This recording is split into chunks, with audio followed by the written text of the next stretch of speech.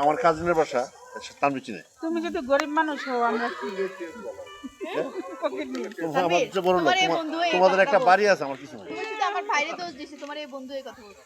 আমার কোনো অ্যাসেট নেই। অ্যাসেট নাই না আমার কোনো অ্যাসেট নেই। যে এইসব কথা বলে একটা আমি ডাক্তারের আমি রেসিপি আমি জানো দিন সে আনি দিন ডাক্তার খাই।